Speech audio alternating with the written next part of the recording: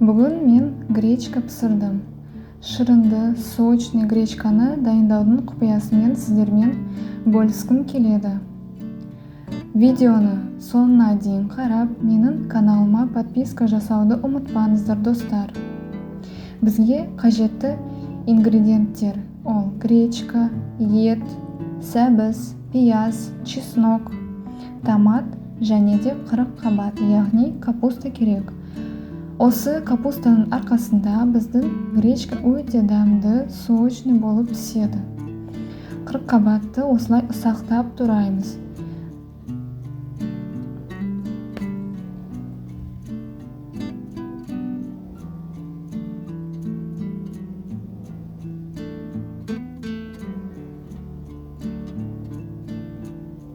Сәбізді соломкамен турап аламыз.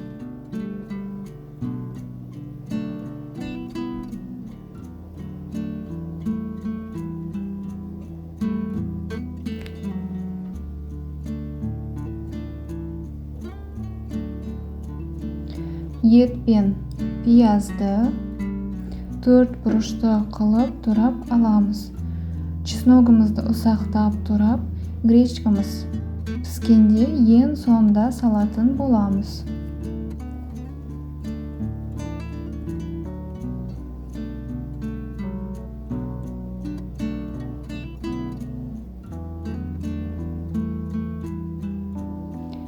Табаға майды қыздырып, етті қуырамыз. Мен етке сойлы соус қосып алдым. Сонда етіміз дәмді болып піседі. Шамамен 3-4 минутта еттің суы шығып болғанша, орташа отта етімізді қуырып аламыз. Суы шығып болды, енді қалған көкөністерді қуырамыз. Барлығын орташа отта жақсылап қуырамыз. Тұз, бұрыш, өз қалауынша приправаларды қосыңыз.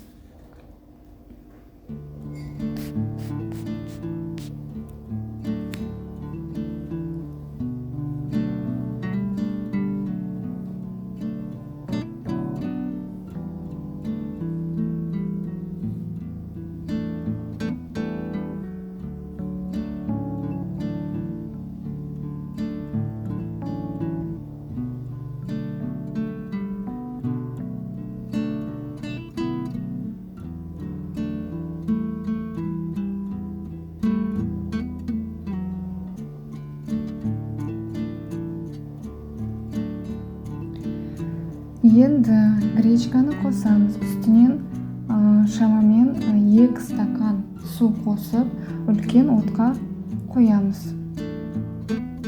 Суымыз қайнай бастағанда отты азайтып, гречкамыз піскенше пісіреміз. Менде шамамен 20-25 минутта дайын болды. Біздің тамағымыз дайын болды. Бұл рецепті қолданып көріңіз және отбасыңызды таң қалдырыңыз. Сіздерге ұнайды деп сенімдімін. Сіздермен бірге болған Зере.